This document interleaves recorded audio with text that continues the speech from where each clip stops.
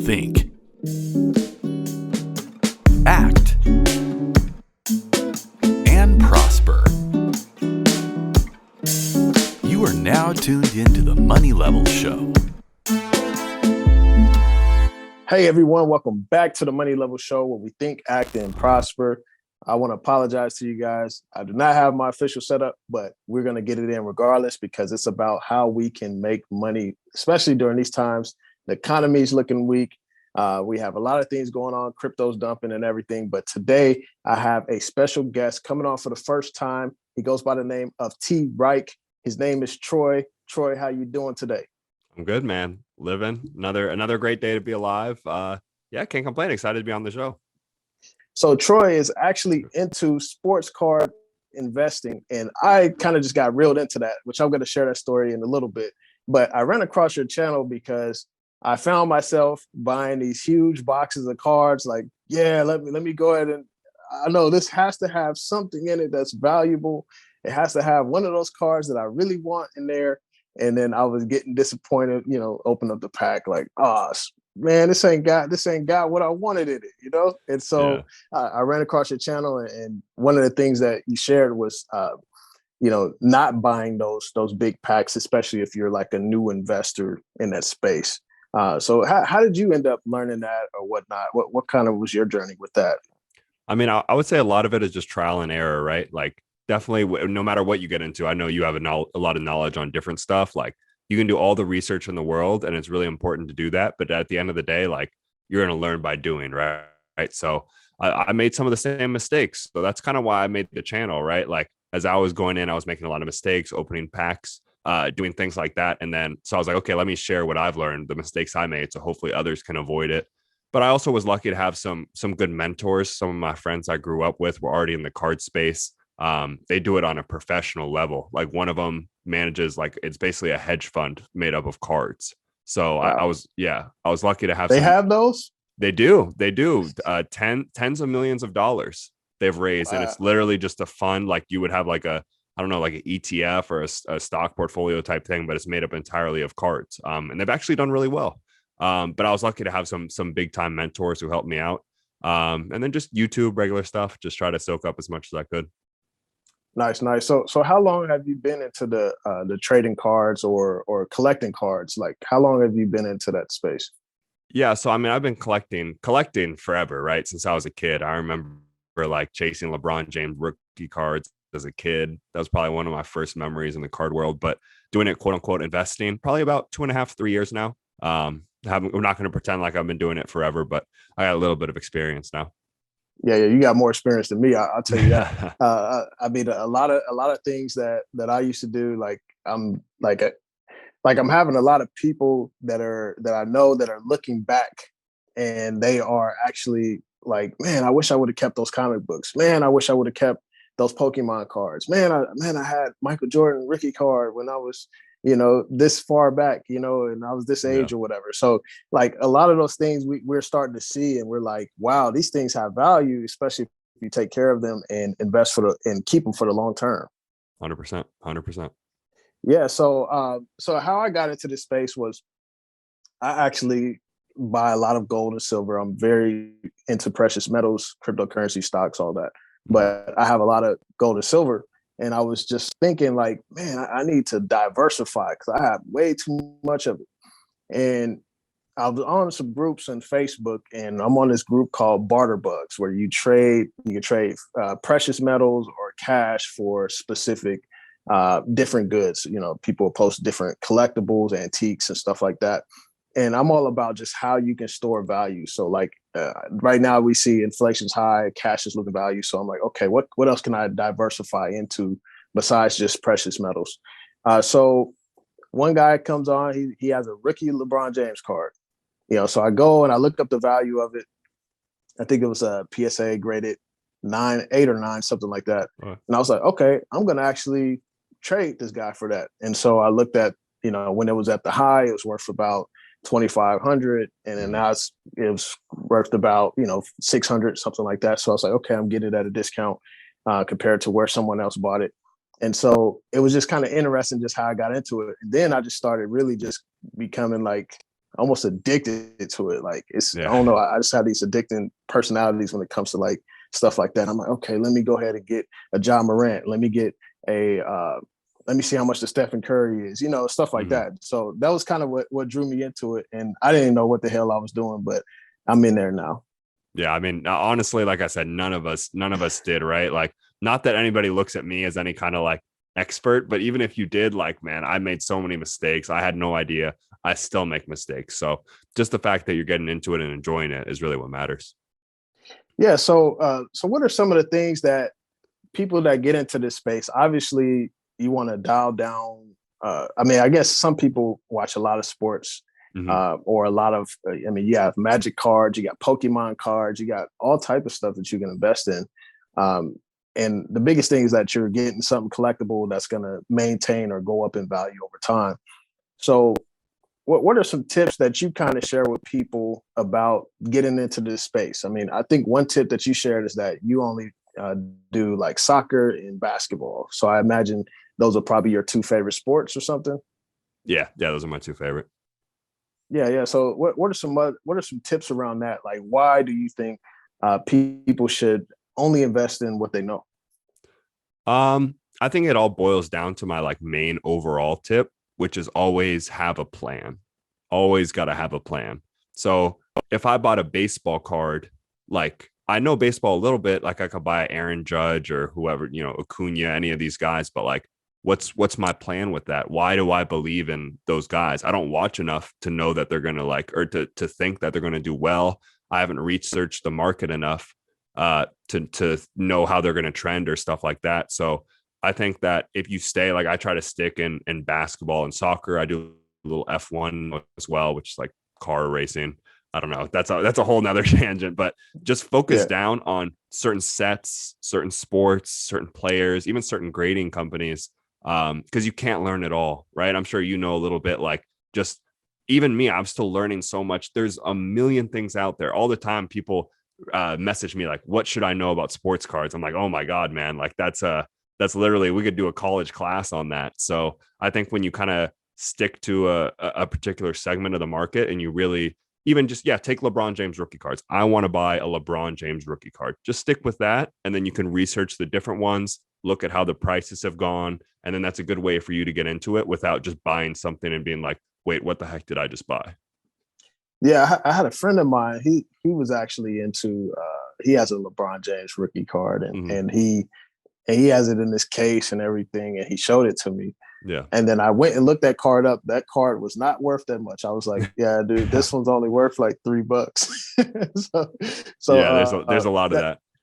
Yeah, so it kind of comes down to like this thing of first of all, you said some important things right there. Kind of investing in what you know. I mean, there's a million different things. Like even for me, like stocks. Like I may talk stocks with people, and someone mentions a stock, and I'm like, "What the hell? What stock is that?" And I just don't know every single sector or every single stock. But so like whenever someone is investing in collectible cards, sports cards, and such, what kind of brands are they looking for? So like for me, I've been running across a lot of NBA hoops, or I think it's Donruss and Prism, and and all those different things. And I'm just like, okay, which one is actually? How do I know which one is the best? Like, I think I was bidding on a Kevin Durant refractor rookie card recently, and I got outbid. But it's like I don't even know which ones to go for. Yeah, I mean, it's tough, right? It varies literally by year, by player, by everything. I would say to keep it simple in basketball, from I believe 96 was the first year, 96 to 2009, Topps Chrome is going to be the main rookie card for guys. And then after that, it's going to be Prism up until now. So those are kind of like those are what we call like, like the stocks, like the slab stocks, like those are like the consistent ones that people are like, are this I don't want to say major, but like the main investment vehicles, I guess, that people would look at just because they're bought and sold so often. In soccer, I mean, it's completely different.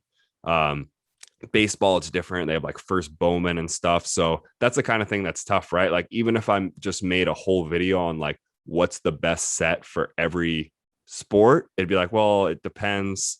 I, but I would say, yeah, in general, Topps Chrome is a set to look out for. I know that's big in baseball as well. And then Prism. Topps Chrome and Prism are probably the two brands you should be keeping an eye on.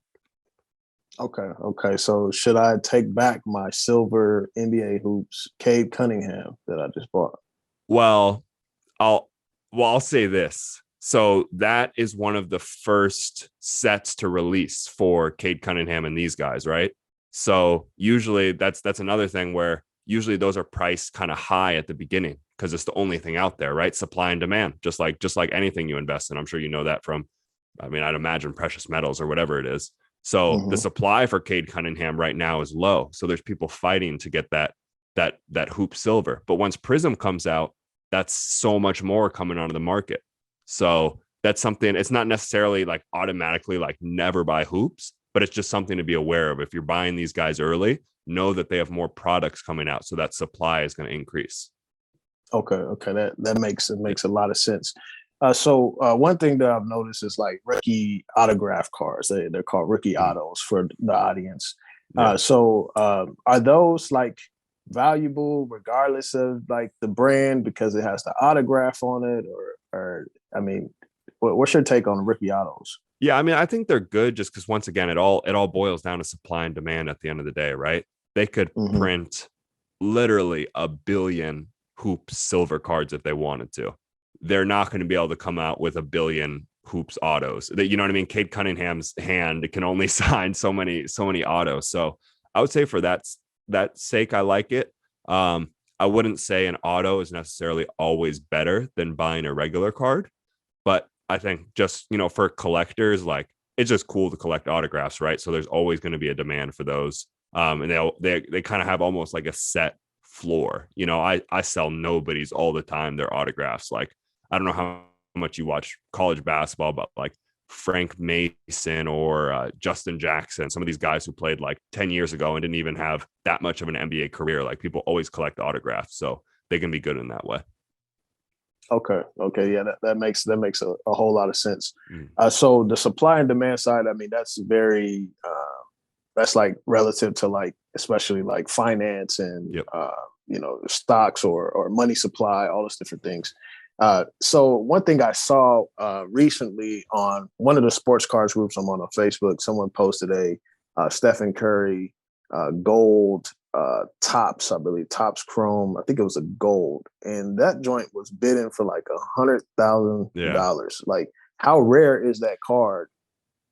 I mean, extremely rare. I want to say that one's numbered to 99, maybe 50. So there's only, let's call it 50 ever made. And I think you might have even sent that to me. I think I saw that one. Yeah. And it was in a high grade. I believe it was like a BGS 9.5. So, I mean, for the people who are watching who maybe don't know as much, like there's grading companies and they grade basically the condition of the card. So a 9.5 or a 10 means it's basically perfect. So out of the 50 that were made, how many were perfect? Especially, sometimes kids get them, they don't protect them, they bend a corner, something happens. There's probably only 5 or 10 of those in the world that are quote unquote perfect condition. So, and how many super collectors or super fans are there of Steph Curry? It only takes 20 rich guys who want that card, and then the number gets nutty because there's only 5 of them. Yes, it's a lot of money in the Bay Area too. Yep, so exactly. I'm sure y'all betting on them to win the finals. 100%. I was just at the game yesterday, so I'm locked in. I always got to root for my Warriors. Yeah, for sure. I love the Warriors. I used to hate them, especially when y'all beat my team OKC, and I think it was 2015. I think it's 15. Yep. And that one hurt. Klay Thompson hurt us on that one. Then Durant hurt us after. I mean, you can't. True. You can't hate the Warriors too much, though. I mean, even the people who hate them the most, like, they're just fun to watch. Like, I don't know how anyone can say they're not fun to watch. Yeah, for sure.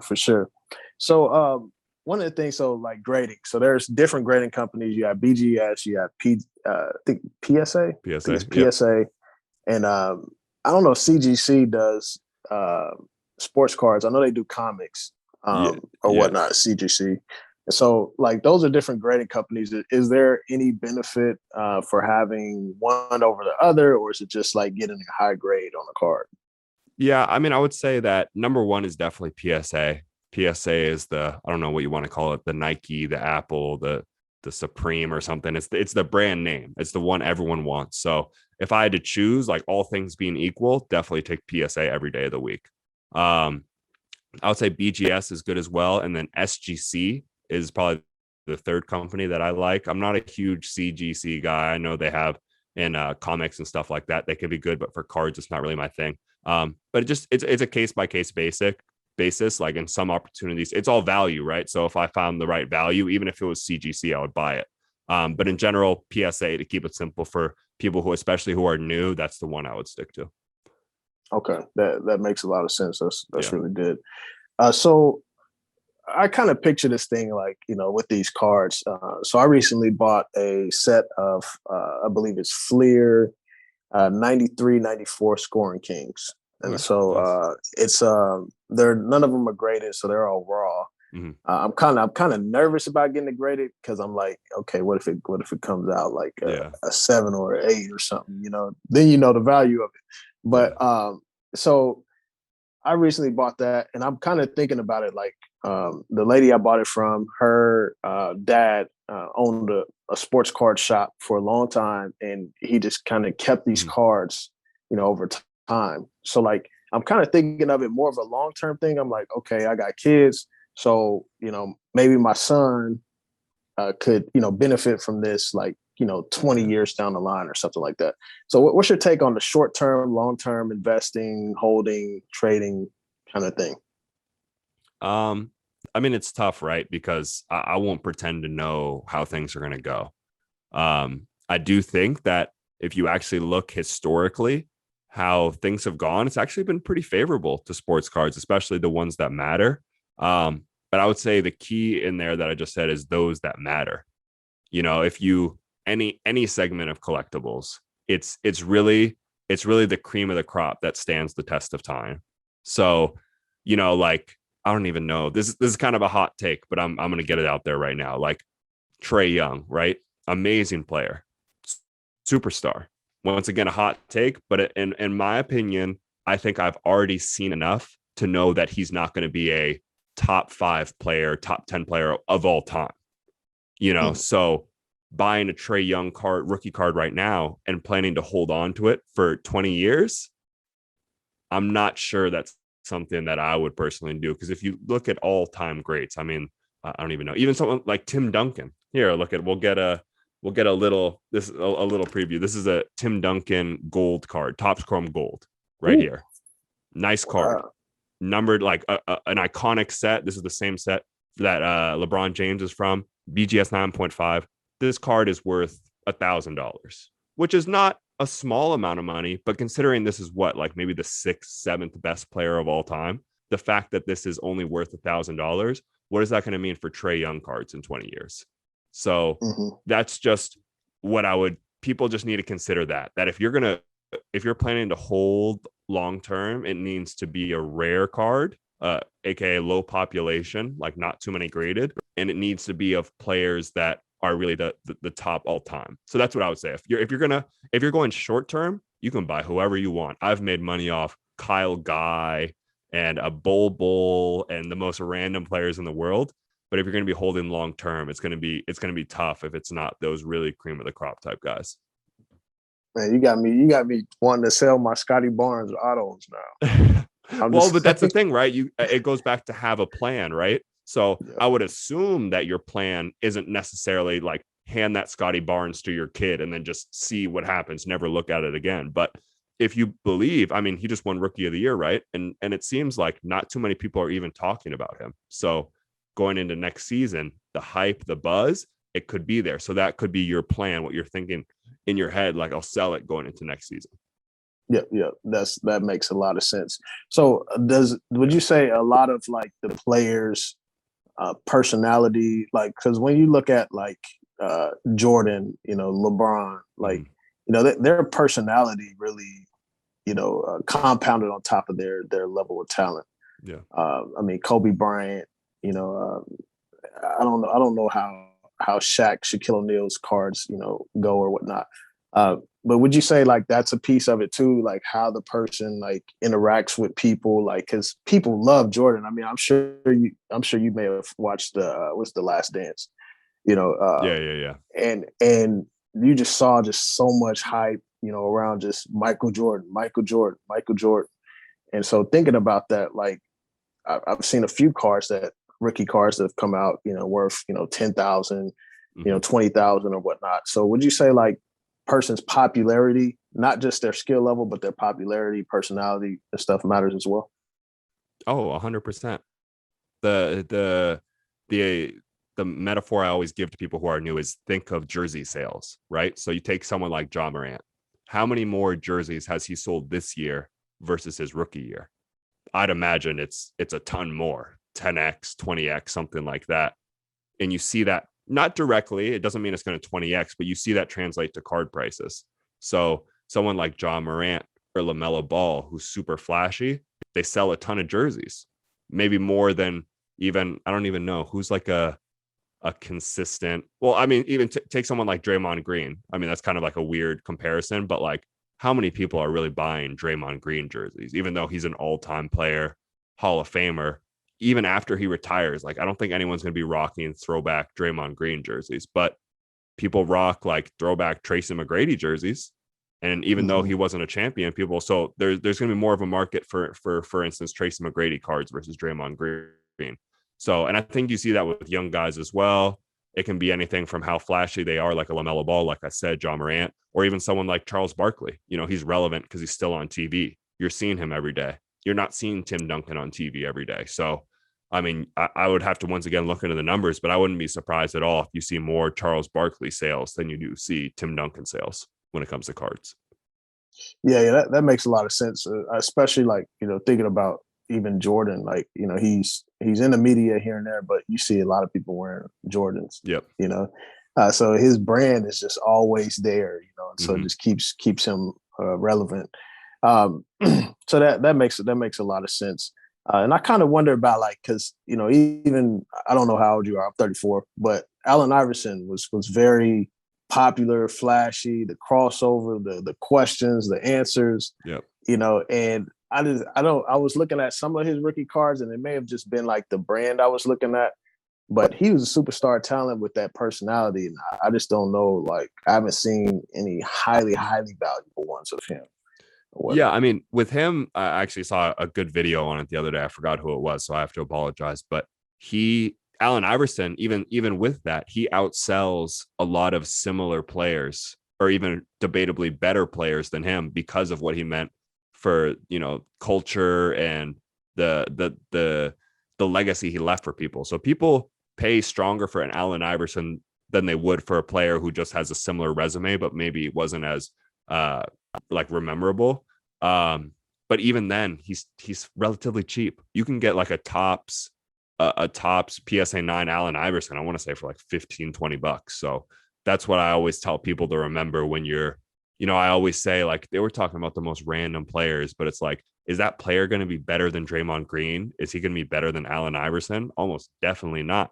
That's fine if your plan is for the short term, but just know that his overall graph is going to look like this for 99.9, like not 99.9, but for a lot of players, their graph is going to look like this. So there's opportunities in these little bumps, but it's better to deal with the players who are going to have a positive career trajectory and are really have a potential to be like a Hall of Famer. Okay, that makes a lot of sense. Yeah. So just kind of thinking about like opportunities. So I'm just the type of person, like, I just love to find like a bargain, a deal. Yeah.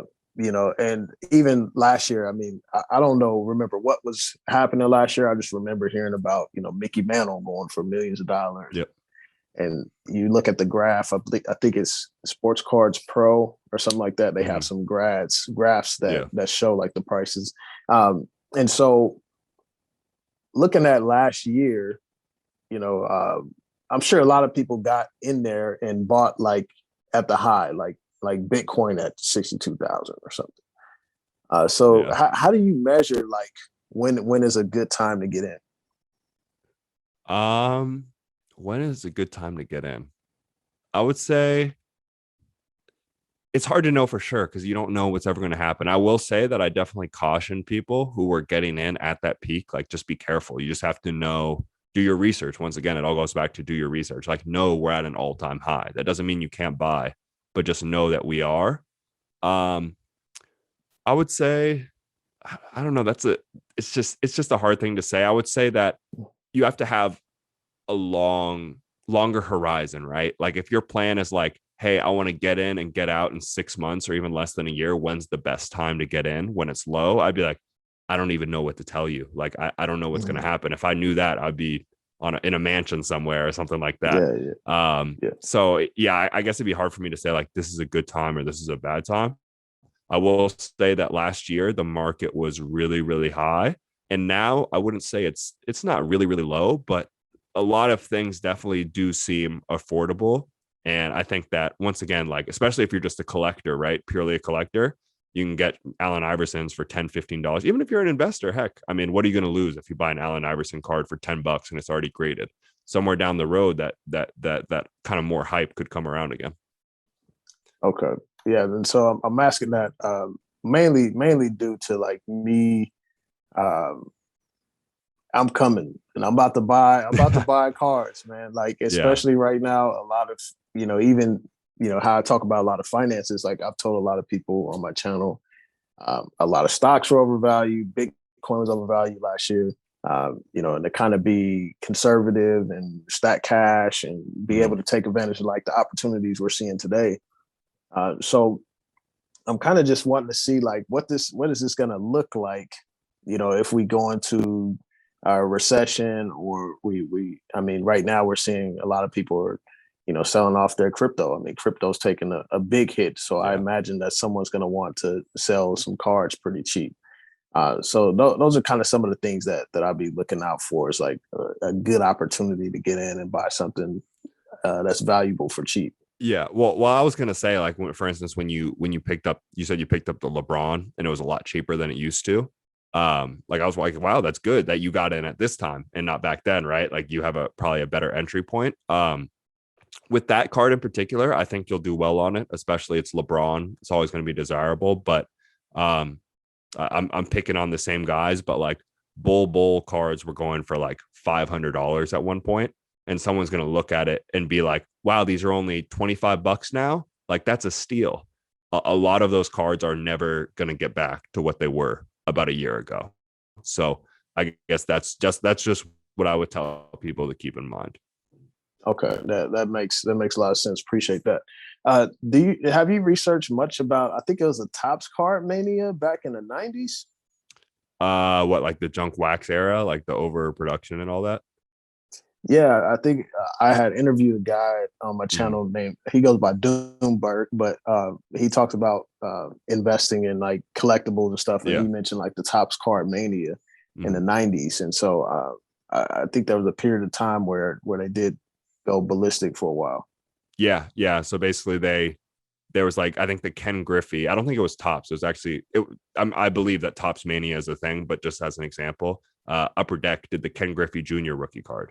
And it was like, everyone was chasing it. They're like, I'm going to buy this Ken Griffey Jr. rookie card and I'm going to retire on it. So everyone was opening those boxes looking for that card. And I believe it's confirmed there's like 3 or 4 million that were made of just that one card. So that just gives you, that's why they call it the junk wax era, because like they were just producing millions and millions of cards. And a lot of them today are just completely worthless because of how many were printed. Okay. Yeah, that's good. What are some resources you would direct someone that's new into this as far as like being able to see like so it's similar to like precious metals. You can see the mintage of like the coins. So some coins that are 300 minute, they have a lot more value than something that's 5,000 minted. So how can you see that type of information just to kind of be able to get a grasp on what you're investing in? Yeah, for sure. Well, for instance, like this is a soccer card, but on this PSA slab, on the back, there's actually a QR code. And if you're at a show or something and you scan this, it'll actually bring up what's called the population. So that'll show you how many there are of that.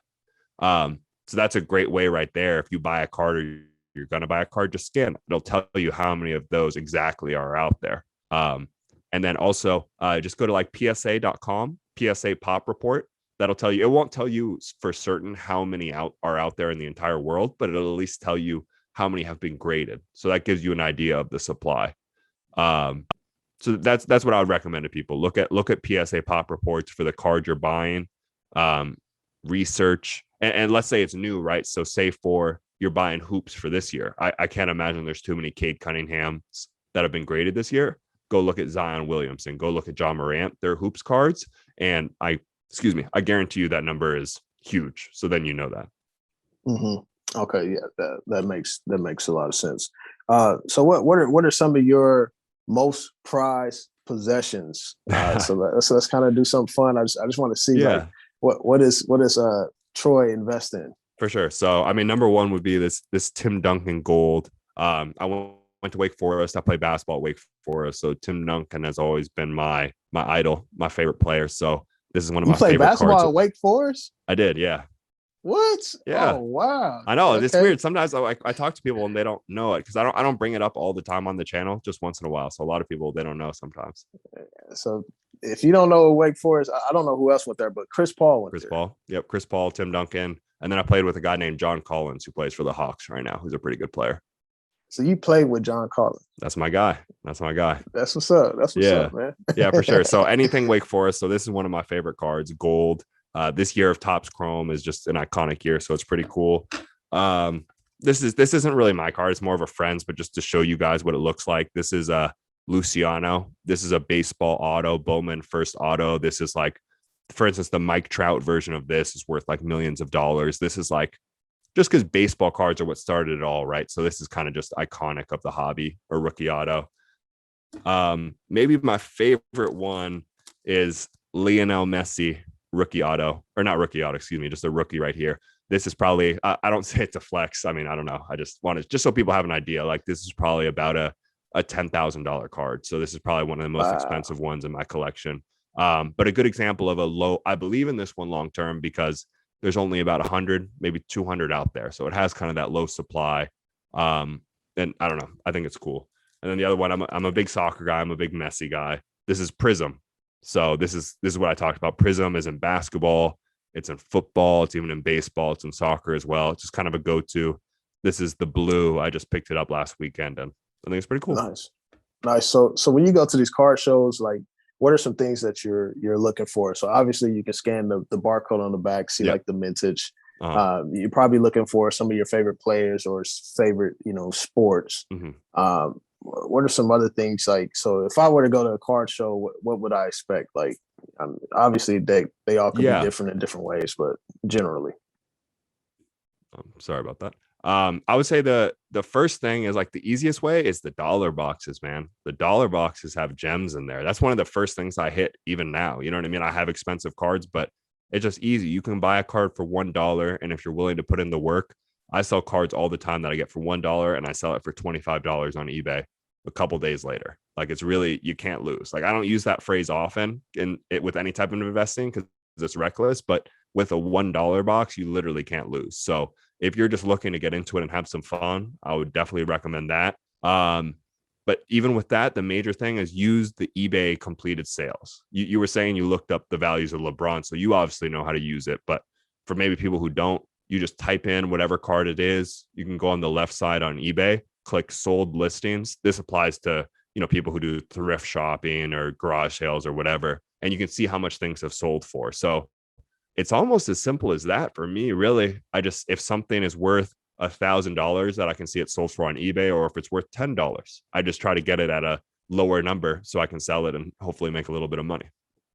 Okay. Yeah, that's very, very good, because I do the same thing with precious metals. Whenever if I get a good deal on something, I'm looking at the sold listings.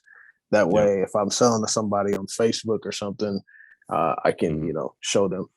So eBay has a lot of those fees, and I've been taking some losses on some of my stuff. Just like, I'm like, man, this is insane. So do you have like a store on eBay, or how do you go about that? Yeah, I have an eBay store. I sell stuff on there, but as much as I can, like for instance, today I did something that's kind of common in the hobby. I did an Instagram story sale. So I actually sell a lot through Instagram, because for them, it seems like pretty simple math to me. Take in $100 card. If I sell it on eBay, I'm taking home around $80. And if they buy an $100 card on eBay with taxes and shipping and everything, it's going to cost them about 110. So if we can meet in the middle somewhere around $90, it just makes sense for both people. And I just find that's it takes a little bit more work. It's tough, especially if you're newer. Like, that's why it's important to build connections, build your network. I'm lucky enough to have a little bit of an audience, so it's a little easier for me. But eBay, you can have success on eBay as well. There's also websites like My Slabs, which only has 3% fees, which is a good one to look into. But it's just something for people to keep in mind that's different from maybe I mean, I know like NFTs and crypto, you have gas and stuff like that. I know with stocks, there's some fees and stuff involved. But if you're going to be especially flipping short-term sports cards, those eBay fees can really be killer. So if you can sell, that's another good thing. If you go to a dealer at a card show, a lot of times you can walk up cards and maybe they won't give you an offer you want, but avoiding those fees and stuff can really be helpful. Yeah, definitely. Okay, so where can people follow you on Instagram and what other platforms are you on? Like, where can people connect with you at? Yeah, Instagram is Trike 415 cards. So like bike Trike 415 cards, and then on YouTube is the same thing, Trike 415 cards. You'll be able to find me. Definitely love to. Anyone got any questions? I'm always there. Like to respond to as many as I can, and hopefully help you guys out. Yeah, I'll be sure to link that into the description below. Appreciate you coming on. Now I'm about to see if you got a Wikipedia page or something. I'm gonna have to look you up, man. It's there. I actually it just I didn't have one before. I think it was like a couple. I randomly searched for something the other day, and I was like, oh my god, I have a Wikipedia page. So I'm happy. I feel like I made it a little bit. I'm about to look up some highlights and everything. you're not going to see many buckets, but I do have some highlights on there. So we'll see.